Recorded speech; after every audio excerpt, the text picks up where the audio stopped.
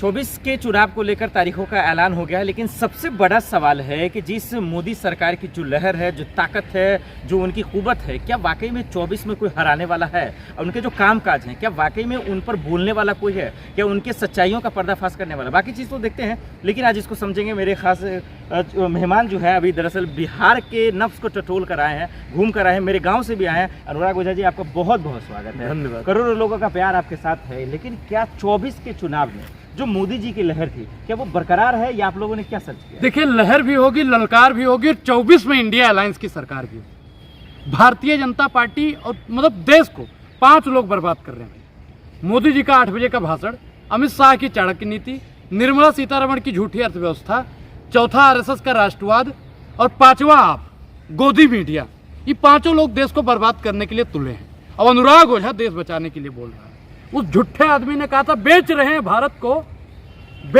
भारत को, खामोश में कैसे हो जाऊं, मैं देश नहीं बिकने दूंगा, मैं देश नहीं झुकने दूंगा। अब बताइए, वही आदमी देश को बेच रहा है, वही आदमी देश को सब कुछ कर रहा है। अब बताइए कि उस आदमी पर सवाल क्यों नहीं पूछा जा रहा है? वाकई में गोदी मीडिया की एक बात रही है कि वो विपक्ष से ही सवाल पूछता रहा, लेकिन अनुराग जी, आज सिर्फ मैं मोदी जी के बारे में जानने की कोशिश क्यों मोदी जी चाचा लग रहे हैं आपके? मोदी जी के बारे में जानना चाहते हैं? देश के पीएम है, देश के पीएम जिम्मेदार नागरिक है, उनको जवाबदेही। जिम्मेदार नागरिक मोदी जी हैं और देश के जिम्मेदार नागरिक आप नहीं हैं। बिल्कुल जिम्मेदार है, देश के जिम्मेदार मीडिया आप नहीं हैं। मेरा सवाल ये है कि मैं तो आपको मौका दूं और आपसे सवाल पूछूं, और आप नहीं, आप अनुराग ओझा से ही सवाल पूछेंगे, मोदी जी से सवाल नहीं पूछ सकते हैं। मोदी जी से सवाल पूछ रहा हूँ, लेकिन वो जो कह रहे हैं उसकी सच्चाई का देखिए, पता आपसे लगाऊंगा। हाँ, लगाइए, पता लगाइए। यही समझ रहा हूँ, वो कह रहे हैं कि मोदी लहर पहले कायम था, अभी कायम है, आने वाले 47 तक कायम। देखिए, प्रधानमंत्री नरेंद्र मोदी जी ने कोई काम देश हित में नहीं किया है जो उनका कायम रहे। उन्होंने नोटबंदी कर दी, देश के कितने लोग मारे गए। उन्होंने काला कानून लाया किसानों के लिए। आप बताइए, 750 से ज्यादा किसान शहीद हुए। आप बताइए, कैसा कानून लाया कि महिला पहलवान भी यहीं पे बैठी थी। आप बताइए, कैसे कैसे कानून प्रधानमंत्री नरेंद्र मोदी जी लाते हैं और बाद में थूक कर चाट लेते हैं। आप बताइए, ड्राइवरों के लिए कौन सा कानून ला रहे हैं? चलिए, डिमोनेटाइजेशन पे पहले जिक्र करते हैं। आपने जिक्र किया 16 के वक्त आया था, उससे क्या लॉस हुई आम लोगों को? वही लोग हैं जो मोदी को चाहने वाले, तो कहते हैं भाई उनका बिजनेस अच्छा चला। आप एक चीज बताइए, मनोज तिवारी को जानते हैं? बिल्कुल। मनोज तिवारी मोदी जी को ज्यादा बेहतर जानते हैं या अनुराग ओझा मोदी जी को ज्यादा बेहतर जानता है? हाँ, ये तो आप डिसाइड कीजिए। नहीं, आप बताइए, आप एक पत्रकार। चलिए, मनोज तिवारी जानते हैं। मनोज तिवारी जानते हैं। मनोज तिवारी जी ने क्या कहा था कि मोदी देशभक्त हैं, कतार में लगी है भारी भीड़, तकलीफों से सज रही है भारत की तकदीर। अब बताइए, भारत की तकदीर को संकट से, तकलीफों से कौन सजाने का काम कर रहा है? प्रधानमंत्री नरेंद्र मोदी जी। और आप लोग जब तक मोदी नामा पढ़ने का काम करेंगे, तब तक ये देश गुलाम होता रहेगा। और अगर मैं एक चीज और आपको बता दूं, 1947 में अच्छा हुआ मीडिया नहीं तो अपना देश से कभी आजाद न हो पाता। क्योंकि जो मीडिया के लोग थे वो अंग्रेजों की दलाली कर रहे होते, और जितना भी मीडिया वाले वो कहते हैं कि गुलामी के यही फायदे हैं, गुलामी के वो फायदे हैं, गुलामी के फलाना फायदे हैं, और देश अपना कभी साहब आजाद नहीं। ठीक है, तो 24 की जो लड़ाई है, मीडिया वर्सेस इंडिया अलायंस है या फिर मोदी वर्सेस इंडिया अलायंस है? देखिए, हमारी लड़ाई मीडिया से भी है और भाजपा से भी है। हमारी लड़ाई ईडी और सीबीआई से भी है। हमारी लड़ाई जितने भी इनके आयकर विभाग, जितने भी डिपार्टमेंट है, सबसे हमारी लड़ाई है। जितनी इनकी शक्तियां हैं, हमारी सब उन शक्तियों से लड़ाई है।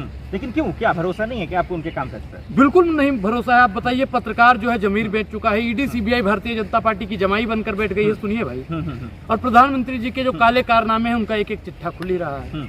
हमको मालूम है इनकी हकीकत, लेकिन लोग मोदी मोदी मोदी मोदी मोदी मोदी मोदी लगे। आपको नहीं होगा, देश की जनता को, देश की जनता को किस लिए भरोसा मोदी की नीतियों पर नहीं? तो फिर जीत आप एक चीज, ईवीएम के बल, ये तो भाई ढंडोरा पीट रहा, कहाँ सुप्रीम ईवीएम हटा दीजिए,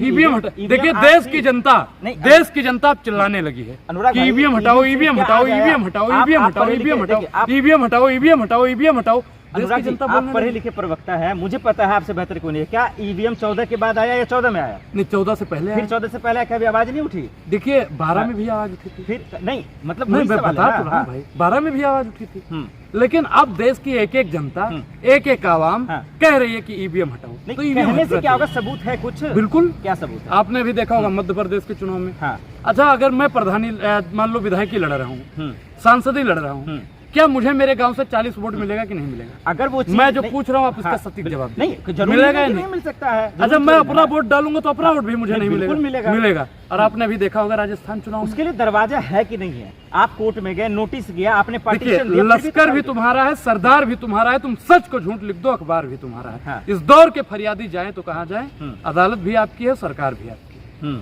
अभी आपने मेयर के चुनाव में देखा होगा, वो तो चंचूड़ साहब थे। अगर और कोई होता तो जज साहब भी जाके पार्टी की सदस्यता ले रहे हैं। वकील साहब जाके वहाँ पे जो निर्भया का कांड का लड़ी थी, अब वो भी जाके भारतीय जनता पार्टी की सदस्यता ले रही है। अब बताइए, कहीं ना कहीं जुडूसरी भी भारतीय जनता पार्टी की जेब में जा रही है, और इसे बचाने के लिए भारतीय जनता पार्टी का हटना बहुत जरूरी है। चलिए, भारतीय जनता पार्टी का हटना जरूरी है। अनुराग जी, आप बता रहे हैं पूरा देश कह रहा है भाई मोदी है तो मुमकिन है, मोदी है तो देश है, मोदी है तो विश्व गुरु है। देखिए, मोदी जी का नाम आप देश रख दीजिए, अनुराग ओझा कल से ही बोलना बंद कर दिए। हाँ, मोदी जी का नाम देश रख दीजिए, बोल दीजिए भारत मोदी। आप ऐसा कुछ लिखवा सकते हैं ना, आपकी तो पहचान होगी वहाँ पे। मोदी जी को फोन मिलाइए कि जैसा कि पापा को, हाँ हम पत्रकार बोल रहे हैं, ये देश में ऐसा ऐसा बात है, अनुराग ओझा चुप नहीं हो रहा है, तो देशवा का नाम मोदी रख दीजिए। हाई भाई सिस्टम आपका बोल दीजिए वहाँ पे। अनुराग जी, एक सवाल बताइए, मोदी 10 सालों में मोदी जी का ऐसा काम कोई एक तो होगा जो आपको ठीक लगा होगा? बिल्कुल। अरबपतियों के लिए भगौड़ा योजना और युवाओं के लिए पकौड़ा योजना, इसके अलावा प्रधानमंत्री नरेंद्र मोदी की कोई भी नीति देश में लागू नहीं होती है। आप बताइए, महिलाएं सबसे ज्यादा इनकी सरकार में पिट रही हैं, और इनके नेता, विधायक, सांसद सबसे ज्यादा प्रताड़ित करने का काम कर रहे हैं। इनकी सरकार में सबसे ज्यादा युवा पिट रहा है। आपको एक चीज मालूम होगा साहब, कि जिस देश का प्रधानमंत्री वीक होता है, उस देश में परीक्षा लीक होता है, और आप देख रहे हैं कि कितना परीक्षा लीक हो रहा है। नहीं, बिल्कुल ठीक है। तो 24 में जो ठीक है ना? जी जी बिल्कुल, मैं एग्री हूँ, कोई शक नहीं है इसमें। 24 में जो 400 का नारा है, इसके पीछे की लॉजिक क्या है, हकीकत समझ आएगी? देखिए, ये अंधभक्ति है और ये बौखलाहट है। प्रधानमंत्री नरेंद्र मोदी जिस दिन 400 पार हो गए, इस देश में हिटलर से भी ज्यादा तानाशाही लागू हो जाएगी। अगर आप सवाल पूछ लेंगे, मोदी जी के फेवर में नहीं रहेगा, तो चमड़ा उधेड़ के जूता बनवा लिया जाएगा, और अनुराग ओझा की जिह्वा निकाल कर भारतीय जनता पार्टी के दरवाजे पर टांग दी जाएगी। तो ये जो कह रहे हैं कि गरीबों की सरकार, चप्पल पहनने वाले को हवाई जहाज, तो ये कौन पहनाया गया? चप्पल, हवाई चप्पल वाले को हवाई जहाज में बैठाया गया। आप घूम के आए सर बिहार, आप बताइए। तो हम हवाई जहाज में गए थे, नीचे देखा तो हवाई चप्पल नहीं, ऊपर देखा तो हवाई जहाज नहीं। क्या मोदी जी कर रहे हैं भाई? सब झूठ पे ये बेचने वाला।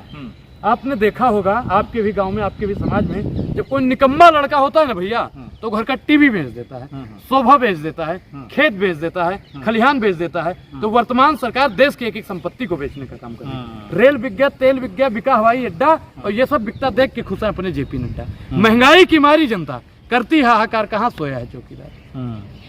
चौकीदार कह रहे हैं हम जागा हुए हैं, टेंशन मत लीजिए, आपको परेशान होने की जरूरत नहीं है। देखिए, चौकीदार, एक चीज आपको बता दूं, आपके अगल बगल में भी संथरी लोग रहते होंगे, चौकीदार रहते हैं। चौकीदार कुत्ता क्यों पालता है? ताकि वो रात भर चैन से सोता रहे और कुत्ता भोग भोग भोग भोग भोग भोग भोग भोगता रहे।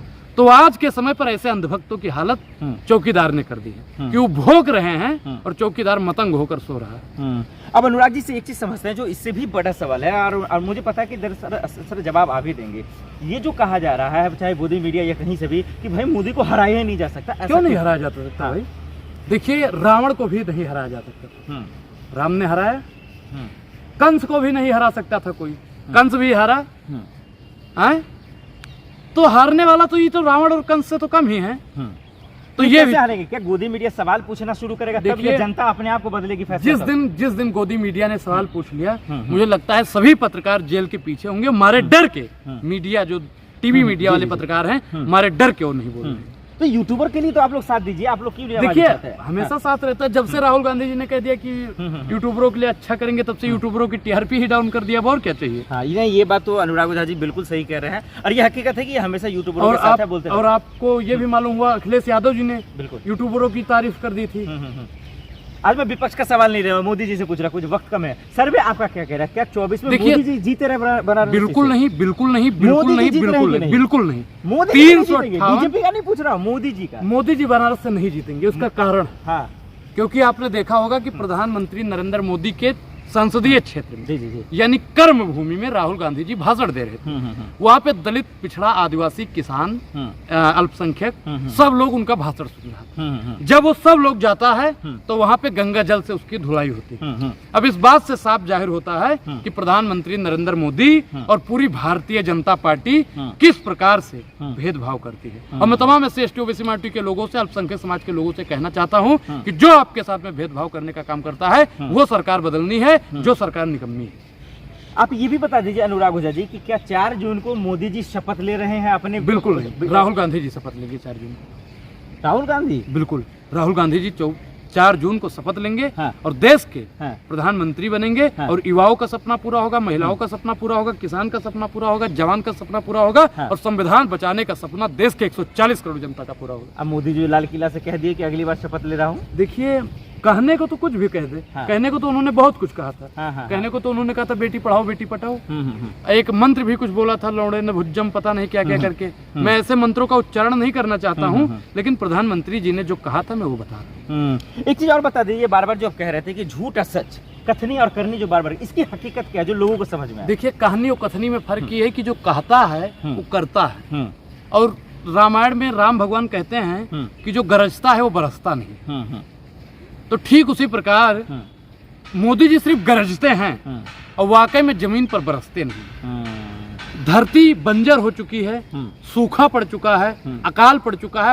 एक चीज बताएं, जब किसान के बेटे को गोबर से बदबू आने लगे तो समझ जाइए अकाल पड़ने वाला है। तो आज के समय पर जो अंधभक्त हैं उनको चारों तरफ विकास नजर आने लगा है। तो इसका मतलब साफ है कि देश में अकाल पड़ने वाला है और इसका जिम्मेदार नरेंद्र मोदी। ठीक है, एक सवाल और मैं समझना चाह रहा हूँ कि क्या वाकई में मोदी जी जो कह रहे हैं, जो उनको जुमला जिसको कहा जाता है, जैसे कि 15 लाख का जिक्र है, क्या वाकई में वो जुमला रह जाता है या लोगों तक पहुँचता भी है? ये तो आप मीडिया का काम होता है दिखाना। मैं मानता हूँ आपकी गलती 1% भी नहीं है, आपकी गलती 1 भी % नहीं है। गलती आपके आकाओं की होती है। आप लोग यहाँ से ले जाएंगे, अब काम तो उनका है ना कैसे चलाना है इसको। नहीं, आपको तो पूरा वीडियो दिखाता हूँ ना। नहीं, आप हमारा वीडियो दिखाते हैं, ठीक है, लेकिन गलती में आप जुमलेबाजी लोगों को समझाइए, जो लोगों के कंफ्यूजन है या उनके जो समर्थक हैं, ये जुमलेबाजी कैसे समझे कि भाई ये जुमला है और ये हकीकत है? अच्छा, आप अपनी भाषा में समझाइए, फिर मैं तो अपनी भाषा में समझाऊंगा। नहीं, जुमला इसलिए लोग कह रहे हैं कि भाई देखिए मोदी है। 15 लाख कहा, 15 लाख नहीं आया। कि जनता के साथ में विश्वासघात है कि नहीं है? 2 करोड़ रोजगार बोला देंगे, 2 करोड़ रोजगार नहीं दिया। युवाओं के साथ में विश्वासघात है कि नहीं है? महिलाओं को सुरक्षित करेंगे, आधी रात को गहना लाद के घूमेंगी, कि जैसा के पापा ने कहा था। अब जैसा के पापा से कौन पूछे कि इन्हीं का नेता, इन्हीं का विधायक, इन्हीं का सांसद महिलाओं का यौन शोषण करता है। इन्होंने कहा था कि युवाओं को और किसानों को मजबूत करेंगे, आय दुगना करेंगे। अब बताइए किसानों की आय दुगना हुआ? तो ये पूरा का पूरा जुमलेबाज की पार्टी है। NDA का मतलब होता है नो डाटा अलायंस। वो नेशनल डेमोक्रेटिक जो है, अरे डेमोक्रेसी को मानने वाले लोग हैं। डेमोक्रेटिक अलायंस, हाँ। ये 24 घंटा जो डेमोक्रेसी तो आपका बनाया हुआ है ना, जो 24 घंटा डेमोक्रेसी को खत्म करने के लिए आए हों, वो डेमोक्रेसी की बात करेंगे। भारतीय जनता पार्टी नहीं, भारतीय भगौड़ा पार्टी, भारतीय भ्रष्टाचारी पार्टी और भारतीय झूठा पार्टी। ठीक है, और सबके मुखिया आपके चच्चा ठीक है मोदी जी। ठीक है, एक आखिरी सवाल और आखिरी सवाल मैं आप पे छोड़ता हूँ कि 24 का जो आपका सर्वे, जो आपने नफ्स टटोला है, जो आपने 358 पार में एक लाइन में बात मोदी जी के लिए और आपके लिए क्या है, कैमरे में बता दीजिए लोग। देखिए, मोदी जी को मैं कुछ नहीं कहना चाहता हूँ। मोदी जी को मैं राहुल गांधी जी अगर मुझे सुन रहे हैं तो मेरा उनसे एक ही निवेदन है कि 5 किलो राशन की योजना अगर आप बंद कर देंगे तो भी मुझे कोई दिक्कत नहीं, लेकिन मोदी जी को एक मीडिया और 5 किलो राशन की व्यवस्था करवा दीजिएगा। यही उनके लिए बेहतर होगा, क्योंकि बेचारा अगर मीडिया पे नहीं आएगा, क्योंकि उसने कहा था मेरे चैनल को सब्सक्राइब करें, लाइक करें, कमेंट करें और शेयर करें वीडियो को। उनका चैनल साहब उतना सब्सक्राइब नहीं हो पाया जितना आपका है और हमारा है। बहुत बहुत शुक्रिया, धन्यवाद। तो उतना तो प्रधानमंत्री नरेंद्र मोदी जी के लिए एक मीडिया की व्यवस्था और 5 किलो राशन की व्यवस्था, और कम से कम 10 लाख का सूट पहनता है तो 2-4 हज़ार रुपए का सूट की व्यवस्था तो करवा दिया करिए। बहुत शुक्रिया।